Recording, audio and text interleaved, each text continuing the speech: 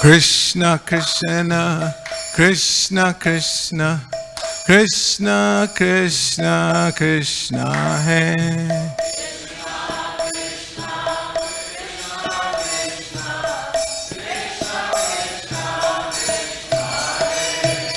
Krishna Krishna, Krishna Krishna, Krishna Krishna Rakshamam.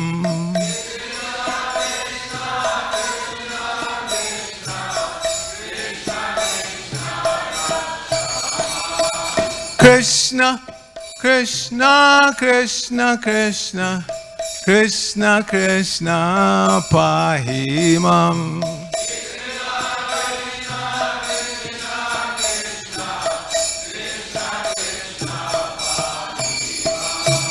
Rama Raghava, Rama Raghava, Rama Raghava Rakshamam.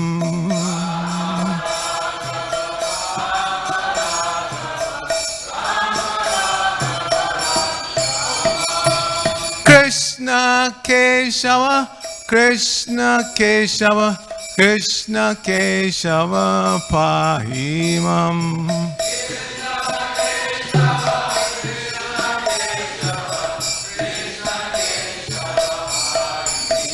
Hare Krishna, Hare Krishna, Krishna Krishna, Hare Hare, Hare Rama, Hare Rama, Rama Rama, Hare Hare.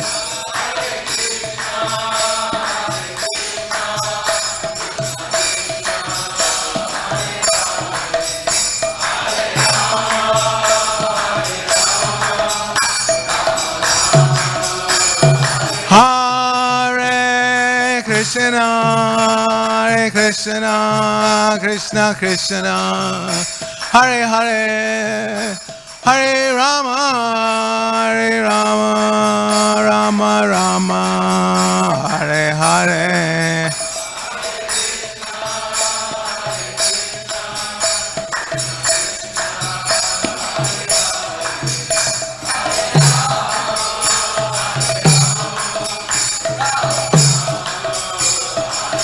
Jaya Rukmini Dwarkadish, Rukmini Dwarkadish, Rukmini Dwarkadish, Rukmini Dwarkadish.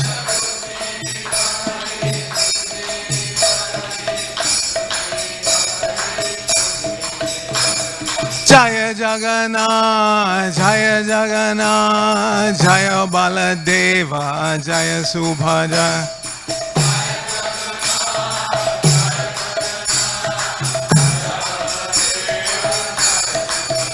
Jaya Gauranitai, Gauranitai, Gauranitai, Jaya Gauranitai.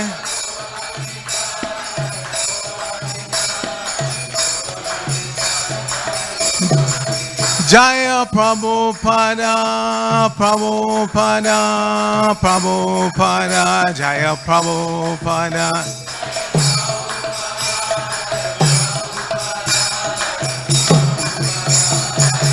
Jaya Jaya Prabhupada, Prabhupada, Prabhupada, Srila Prabhupada.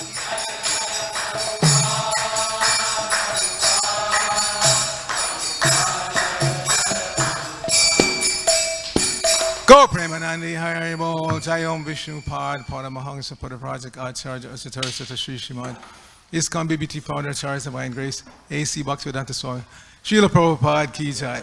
Nitya Lila Prabhu Om Vishnu Pad Divine Grace Srila Bhakti Siddhanta Saraswati Thakur Prabhupada Ki Jai. Ananta Koti Vaishnava Vrinda Ki Jai. Nam Acharya Srila Haridas Thakur Ki Jai. Prem Sakahosh Krishna Chaitanya Prabhu Nityananda Shri Advaita Gadadhara Shri Vasudeva Gaur Bhaktivinoda Ki Jai. Shri Shri Radha Krishna Gopa Gopanath Shama Kunda Radha Kunda Gira Govardhan Ki Jai. Shri Brajabhumi Namanam Ki Jai. Shri Navadvip Mayapur Dham Ki Jai. Shri Lachal Jagannath Puri Dham Ki Jai. Ganga Mai Ki Jai. Jamuna Mai Ki Jai. Bhakti Devi Ki Jai. Shrimati Tulsi Marani Ki Jai. It was beautiful worship. Shri Shrukmini Dwarkadish Ki Jai. Shri Shrukmini Dwarkanath Ki Jai. Shri Shri Jagannath Baladev Subhadra Ki Jai. Shri Shri Gaur Nitai Ki Jai. Samabeta Bhakta Vrinda Ki Jai. Going back to home, back to Godhead, Ki Jai. ISKCON, Los Angeles, Yatar, Ki Jai. Brihan Badanga Transcendental Book Distribution, Ki Jai. International Food for Life Transcendental Prasadam Distribution, Ki Jai. Shri Harinam Sankirtan, Ki Jai. Nitai Go Premanandi, Hari Hari Bo. All glories to the assembled devotees. All glories to the assembled devotees. All glories to the assembled devotees. All glories to Sri Sri Guru and Gauranga, Srila Prabhupada, Ki Jai.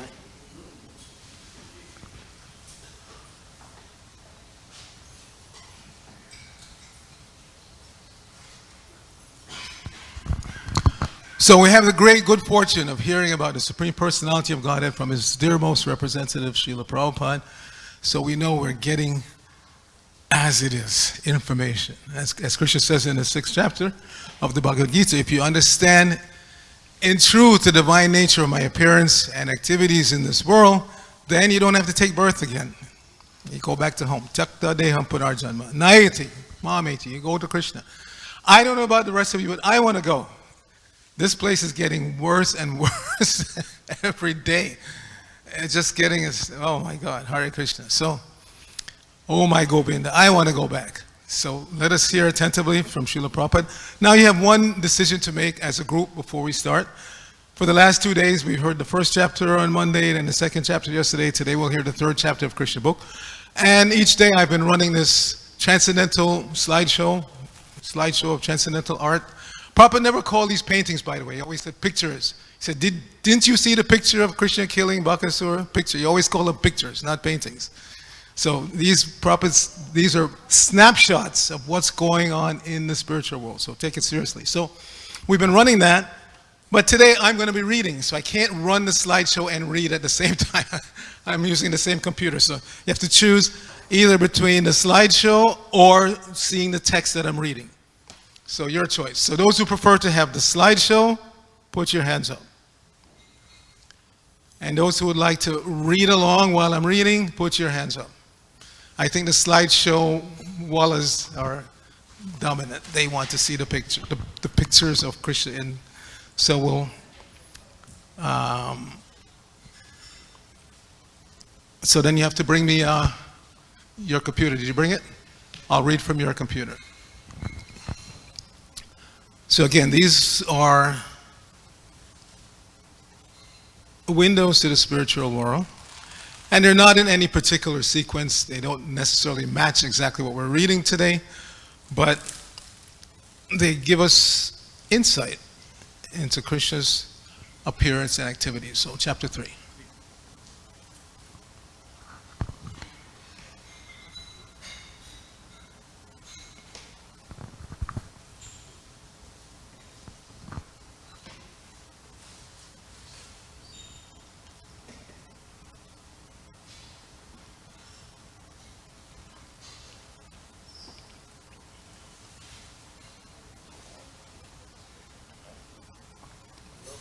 Just a show of hands. How many have been to Vrindavan? Wow, majority. The majority. Amazing. Yeah, please turn off all the cell phones or put them in silent mode. Thank you. No, from the very beginning, chapter 3. Okay, there you go. Thank you. So, chapter 3 is entitled, The Birth of Lord Krishna. In the Bhagavad Gita, the Lord says that His appearance, birth, and activities are all transcendental, and that one who understands them factually becomes immediately eligible to be transferred to the spiritual world. The Lord's appearance or birth is not like that of an ordinary man who is forced to accept a material body according to his past deeds. The Lord's appearance is explained in the 2nd chapter. He appears out of His own sweet pleasure. When the time was mature for the appearance of the Lord, the constellations became very auspicious. The astrological influence of the star known as Rohini was predominant. This star is considered to be very auspicious and is under the direct supervision of Brahma. According to the astrological conclusion, besides the proper situation of the stars, there are auspicious and inauspicious moments due to the different situations of the different planetary systems. At the time of Krishna's birth, the planetary systems were automatically adjusted so that everything became auspicious.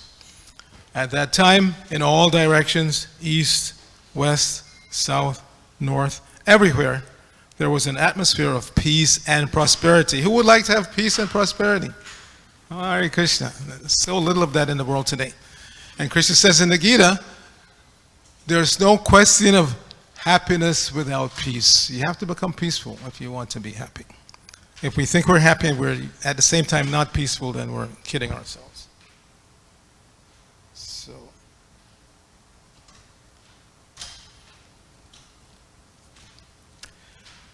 there were auspicious stars visible in the sky, and on the surface, in all towns and villages and pasturing grounds, and within the minds of everyone, there were signs of good fortune. The rivers were flowing full of waters, and lakes were beautifully decorated with lotus flowers. The forests were full with beautiful birds and peacocks. All the birds within the forests began to sing with sweet voices, and the peacocks began to dance along with their consorts. This world is such a vicious place. Peacocks are so beautiful, but there's one place not too far from here, a community, where peacocks, some of them went wild. Somebody brought over some peacocks and they went wild. So now they're everywhere. They're on people's roofs, on their cars, and they want to kill them.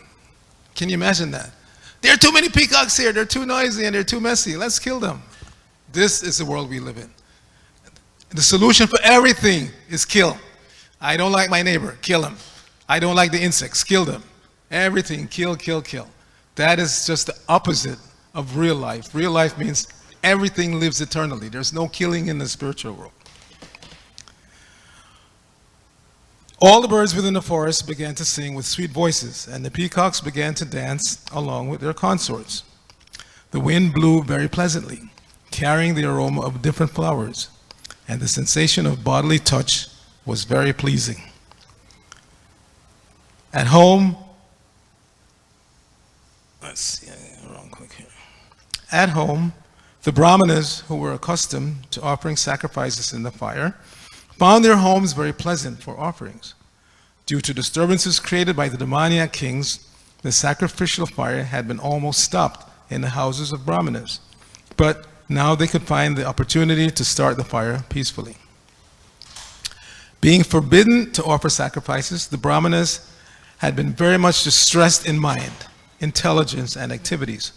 But just on the point of Krishna's appearance, automatically their minds became full of joy because they could hear transcendental vibrations in the sky proclaiming the appearance of the Supreme Personality of Godhead. 1 second, I'm going to switch here because this one just runs. There's no need to have it on the stand. This one I'll put on the stand.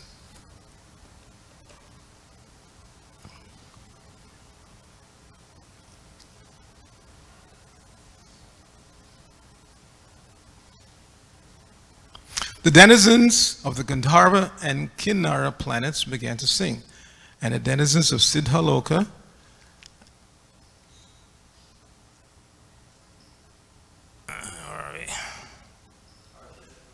yeah?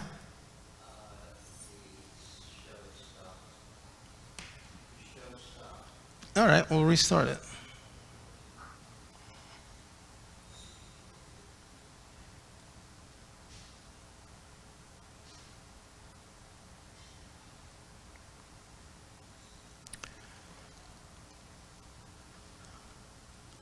Okay, the denizens of the Gandharva and Kinnara planets began to sing, and the denizens of Siddhaloka and the planets of the Charanas began to offer prayers in the service of the Personality of Godhead.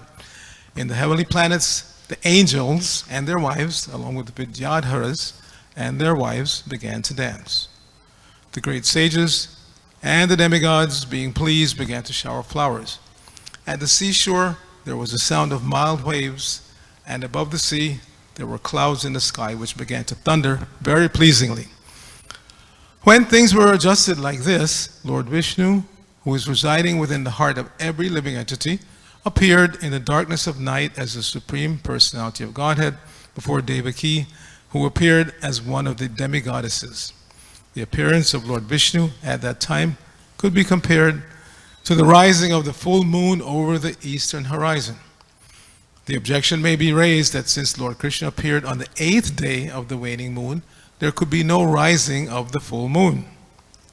In answer to this, it may be said that Lord Krishna appeared in a dynasty which is in the hierarchy of the moon. Therefore, although the moon was incomplete on that night because of the Lord's appearance in the dynasty wherein the moon is himself the original person, the moon was in an overjoyous condition. So, by the grace of Krishna, he could appear just like a full moon. In an astronomical treatise by the name Kamanikya, the constellations at the time of the appearance of Lord Krishna are very nicely described. It is confirmed that the child born at that auspicious moment was the Supreme Brahman, or the Absolute Truth.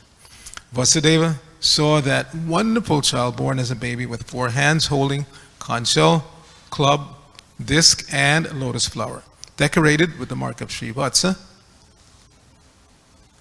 wearing the jeweled necklace of Kaustubha stone, dressed in yellow silk, appearing dazzling like a bright blackish cloud, wearing a helmet bedecked with the Vaidurya stone, valuable bracelets, earrings, and similar other ornaments all over his body, and beautified by an abundance of hair on his head. This is significant because normally children are not born with lots of hair on their head, so it means it's an extraordinary child, not a normal child. So, beautified by an abundance of hair on his head. Due to the extraordinary features of the child, Vasudeva was struck with wonder. How could a newly born child be so decorated? Vasudeva could therefore understand that Lord Krishna had now appeared, and he became overpowered by the occasion. Vasudeva very humbly wondered that although he was an ordinary living entity conditioned by material nature and was externally imprisoned by Krsna, the all-pervading personality of Godhead, Vishnu or Krishna, was appearing as a child in his home, exactly in his original position. No earthly child is born with 4 hands decorated with ornaments and nice clothing, fully equipped with all the signs of the Supreme Personality of Godhead. Over and over again, Vasudeva glanced at his child, and he considered how to celebrate this auspicious moment. Quote, generally, when a male child is born, he thought, people observe the occasion with jubilant celebrations, and in my home, although I am imprisoned, the Supreme Personality of Godhead has taken birth. How many millions and millions of times should I be prepared to observe this auspicious ceremony? End of quote. When Vasudeva, who is called Anakudundabi, was looking at his newborn baby, he was so happy that he wanted to give many thousands of cows in charity to the Brahmanas. Earlier we heard about the dowry that was given upon Devaki's marriage.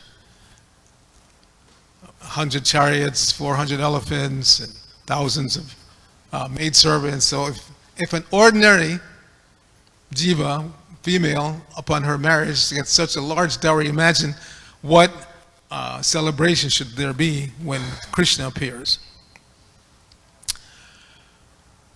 According to the Vedic system, whenever there is an auspicious ceremony in a Kshatriya king's palace, out of joy, the king gives many things in charity. Cows decorated with golden ornaments are delivered to the Brahmanas and sages. Vasudeva wanted to perform a charitable ceremony to celebrate Krishna's appearance, but because he was shackled within the walls of Kangsa's prison, this was not possible. So how many of you have been to Mathura and visited that prison of Kangsa? Okay, a few. Instead, within his mind, he gave thousands of cows to the Brahmanas. When Vasudeva was convinced that the newborn child was the Supreme Personality of Godhead himself, he bowed down with folded hands and began to offer him prayers.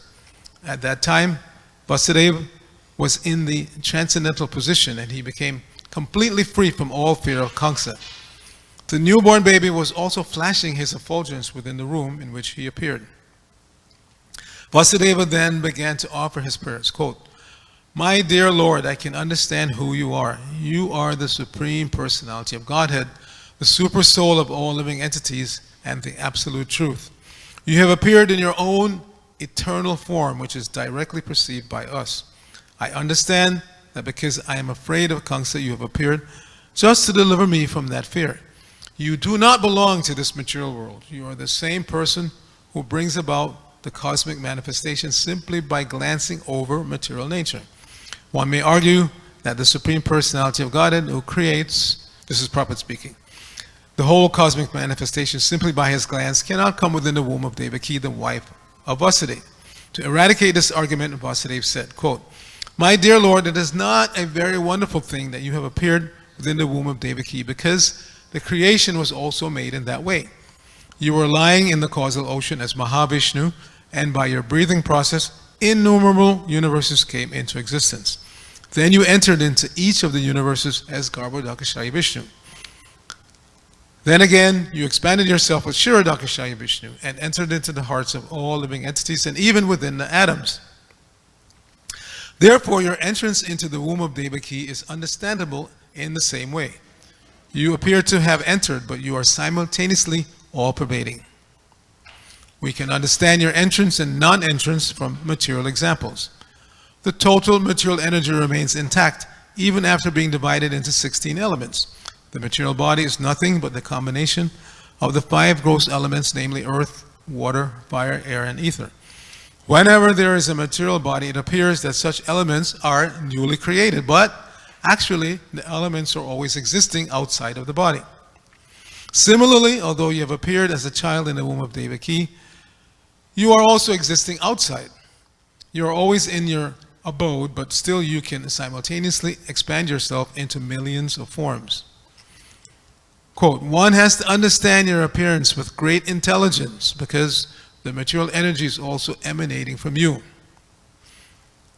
Very, very important, because recently it has been brought to my attention, there are persons who claim to be followers of Prabhupada. There are some of them initiated devotees, and at the same time they say they still believe in evolution because there's so much evidence and there's so many great thinkers who accept evolution. The two are incompatible. You can't be a follower of the Vedic knowledge as given by Srila Prabhupada and at the same time accept evolution. It does not work. Krishna says, I am the source of everything, material and spiritual. He says, I am the seed-giving father of all living entities. He never states that material elements combine and create living beings. You cannot accept both. It's not possible. So make up your mind. Pick one and stick with it. If you're going to accept material evolution as currently postulated, because it's still a theory, it's a theory. So if you accept that theory, then you can't be a Prabhupada Nuga. You cannot be a person who accepts the Vedic paradigm. It's incompatible. Vasudeva continues. You are the original source of the material energy, just as the sun is the source of the sunshine. The sunshine cannot cover the sun globe, nor can the material energy, being an emanation from you, cover you. You appear to be in the 3 modes of material energy, but actually the 3 modes of material energy cannot cover you. This is understood by the highly intellectual philosophers. In other words, although you appear to be within the material energy, you are never covered by it. End of quote.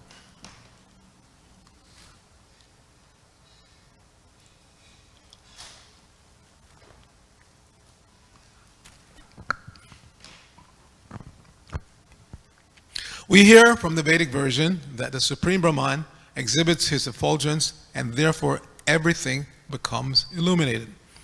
We can understand from the Brahma Samhita that the Brahma Jyoti or the Brahman effulgence emanates from the body of the Supreme Lord. And from the Brahman effulgence all creation takes place. It is also stated in the Bhagavad Gita that the Lord is the support of the Brahman effulgence.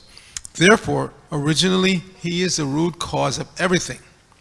But persons who are less intelligent think that when the Supreme Personality of Godhead comes within this material world, he accepts the material qualities.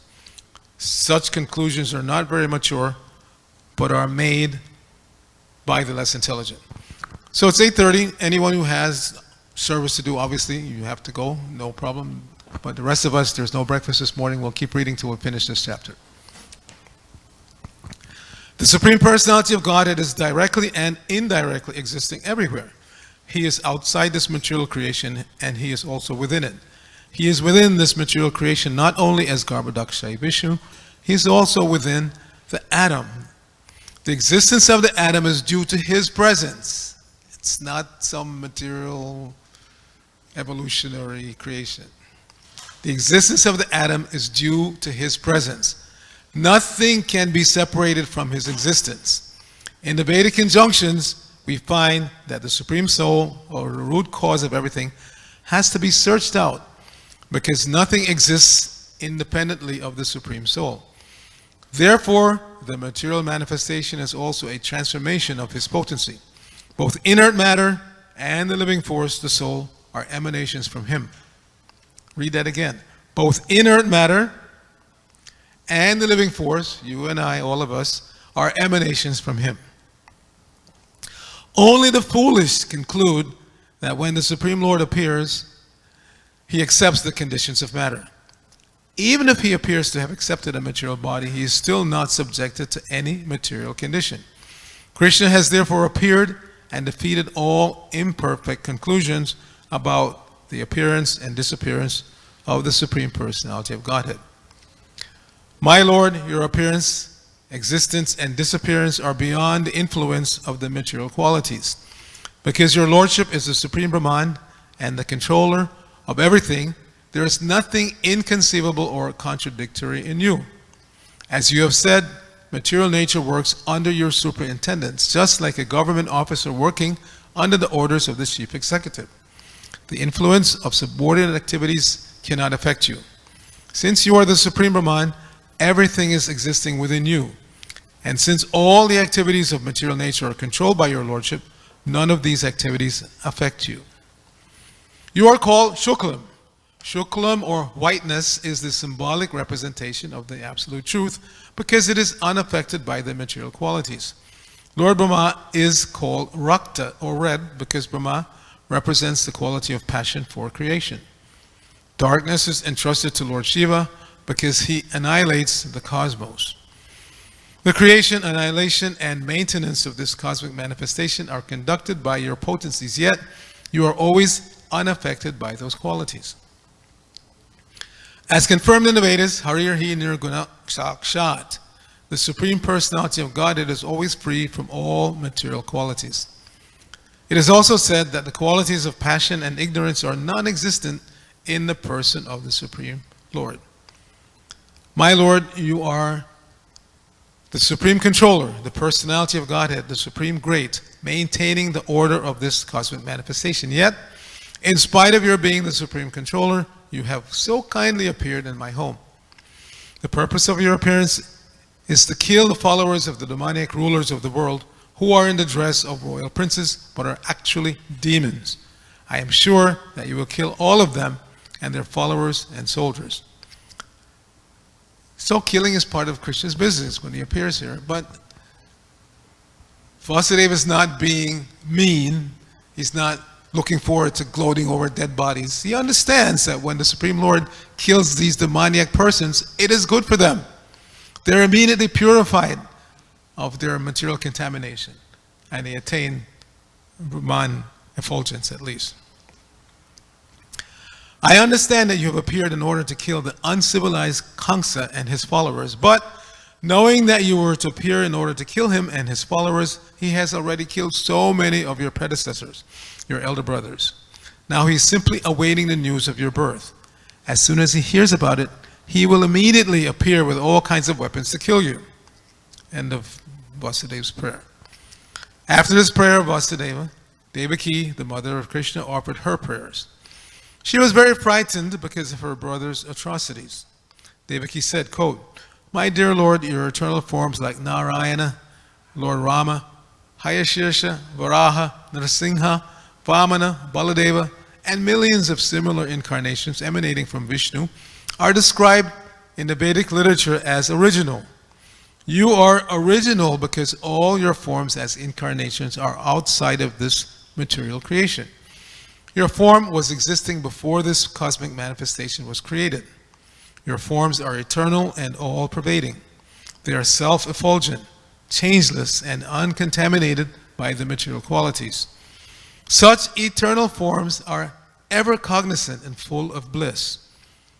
They are situated in transcendental goodness and are always engaged in different pastimes.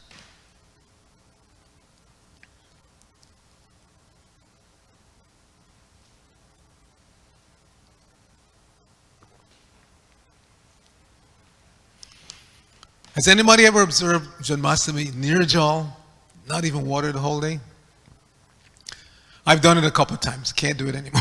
I have to at least have water. So, if you're on a Nirjal fast, please forgive me, but I have to have water. You are not limited to a particular form only. All such transcendental eternal forms are self-sufficient. I can understand that you are the Supreme Lord Vishnu. After many millions of years, when Lord Brahma comes to the end of his life, the annihilation of the cosmic manifestation takes place. At that time, the five elements, namely earth, water, fire, air, and ether, enter into the Mahatattva. The Mahatattva then enters by the force of time into the non-manifested total material energy. The total material energy enters into the energetic Pradhan, and the Pradhan enters into you. This is Devaki speaking real science. This is real science. To understand about the Mahatattva, the Pradhan, this is real science, not so-called evolution. That is bogus. That is speculation, speculative knowledge. Therefore, after the annihilation of the whole cosmic manifestation, you alone remain with your transcendental name, form, qualities, and paraphernalia. My Lord, I offer my respectful obeisances unto you because you are the director of the unmanifested total energy and the ultimate reservoir of the material nature. My Lord, the whole cosmic manifestation is under the influence of time, beginning from the moment up to the duration of the year. All act under your direction. You are the original director of everything and the reservoir of all potent energies. All the conditioned souls are continually fleeing from one body to another and one planet to another, yet they do not get free from the onslaught of birth and death. But when one of these fearful living entities comes under the shelter of your lotus feet, he can lie down without anxiety of being attacked by formidable death. This is the end of Devaki's prayer. Prabhupada explains. This statement by Devaki is confirmed in the Bhagavad Gita by the Lord himself.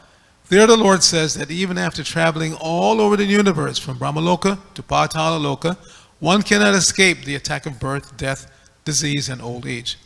But one who enters the kingdom of God, the Lord says, is never again obliged to come to the material world.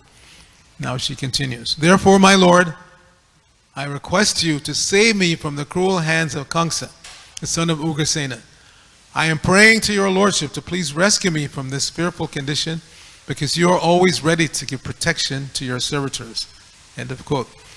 The Lord has confirmed this statement in the Bhagavad Gita by assuring Arjuna, quote, you made it clear to the world, my devotee shall never be vanquished. End of quote. While thus praying to the Lord for rescue, Mother Devaki nonetheless expressed her motherly affection. Quote, I understand that this transcendental form is generally perceived in meditation by the great sages, but I am still afraid because as soon as Kamsa understands that you have appeared, he might harm you. This is what it means to be a devotee. She understands Krishna's position. She's just explained that everything is coming from him, but at the same time, out of maternal affection for the Lord, she's thinking that he's vulnerable and she wants him to be protected. So I request that for the time being you become invisible to our material eyes. End of quote. In other words, she requested the Lord to assume the form of an ordinary child. Now she continues, quote, my only cause of fear from my brother Kamsa is due to your appearance. My Lord Madhusudana, Kamsa may not know that you are already born. Therefore I request you to conceal this four-armed form of your lordship, which holds the four symbols of Vishnu, namely the conch shell, the disc, the club, and the lotus flower. My dear Lord, at the end of the annihilation of the cosmic manifestation, you put the whole universe within your abdomen. Still, by your unalloyed mercy, you have appeared in my womb. I am surprised that you imitate the activities of ordinary human beings just to please your devotee. End of Devaki's plea. On hearing the prayers of Devaki, the Lord replied, quote, My dear mother, in the millennium of Swayambhuva Manu, my father Vasudeva was living as one of the Prajapatis. His name at that time was Sutapa, and you were his wife named Prishni. At that time when Lord Brahma was desiring to increase the population, he requested you to generate offspring. You controlled your senses and performed severe austerities. By practicing the breathing exercises of the yoga system, both you and your husband could tolerate all the influences of the material laws, the rainy season, the onslaught of the wind, and the scorching heat of the sunshine. You also executed all religious principles. In this way, you were able to cleanse your heart and control the influences of the material laws. In executing your austerity, you used to eat only the leaves of trees which fell to the ground. Then, with a steady mind and controlled sex drive, you worship me, desiring some wonderful benediction from me. Both of you practiced severe austerities for 12,000 years by the calculation of demigods. That's a long time. During that time, your mind was always absorbed in me. When you were executing devotional service and always thinking of me within your heart, I was very much pleased with you. O sinless mother, your heart is therefore always pure. At that time also I appeared before you in this form just to fulfill your desire.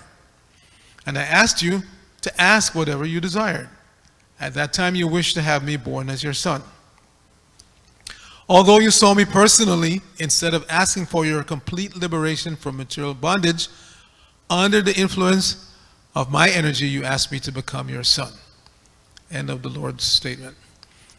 In other words, to appear in the material world, the Lord selected his mother and father, namely Prishni and Sutapa, respectively. Whenever the Lord comes as a human being, he must have a mother and a father, so he selected Prishni and Sutapa perpetually as his mother and father.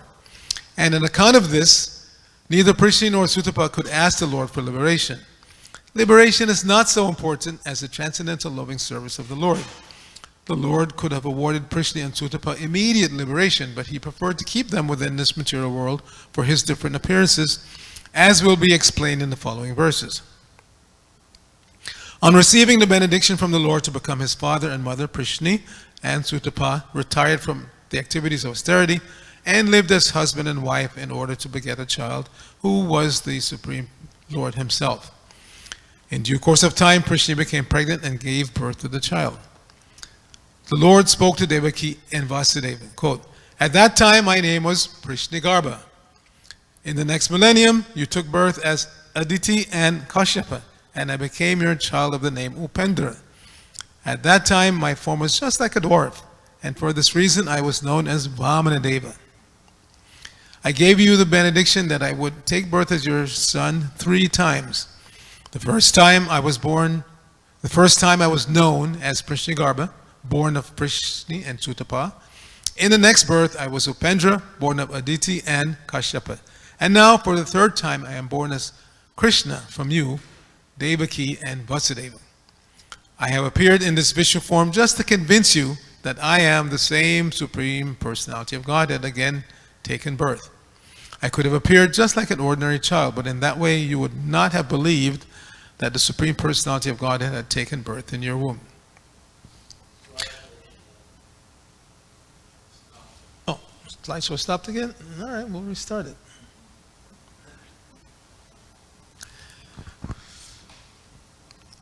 My dear father and mother, you have therefore raised me many times as your child with great affection and love, and I am therefore very much pleased and obliged to you. And I assure you that this time you shall go back home, back to Godhead, on account of your perfection in your mission. I know you are very concerned about me and afraid of Kamsa. Therefore, I order you to take me immediately to Gokula and exchange me for the daughter who has just been born to Yashoda. Having spoken thus to his father and mother, the Lord turned himself into an ordinary child in their presence and remained silent. Being ordered by the Supreme Personality of Godhead, Vasudeva prepared to take his son from the delivery room, and exactly at that time a daughter was born to Nanda and Yashoda. She was Yogamaya, the internal potency of the Lord. By the influence of this internal potency, Yogamaya, all the residents of Kamsa's palace, especially the doorkeepers, were overwhelmed with deep sleep, and all the palace doors opened, although they were barred and shackled with iron chains. The night was very dark, but as soon as Vasudeva took Krishna on his lap and went out, he could see everything just as in the sunlight. In the Chaitanya Charitamrita, it is said that Krishna is just like sunlight, and that wherever there is Krishna, the illusory energy, which is compared to darkness, cannot remain. When Vasudeva was carrying Krishna, the darkness of the night disappeared. All the prison doors automatically opened. At the same time, there was thunder in the sky and severe rainfall.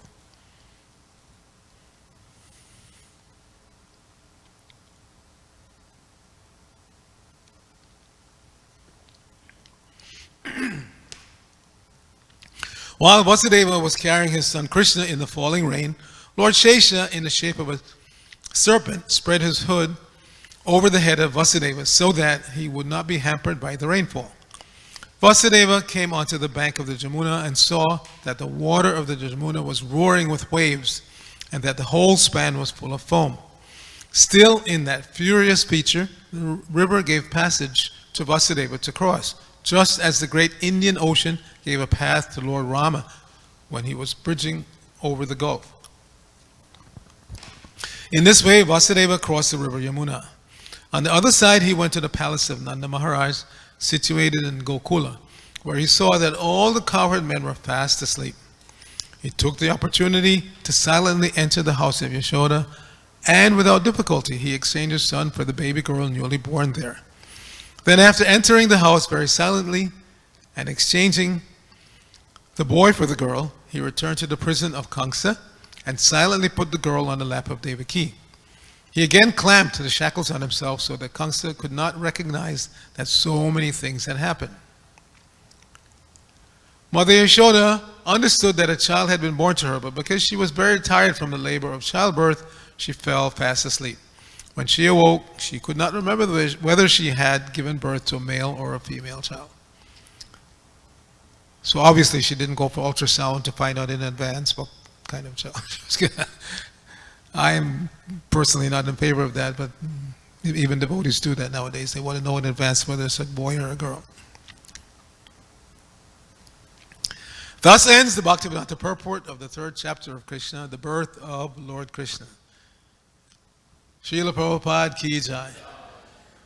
Shri Krishna Avirbhav Mahamahotsav Janmastami Mahotsava ki jai. Gaur Bhakta Vrinda ki jai. Hari Bol.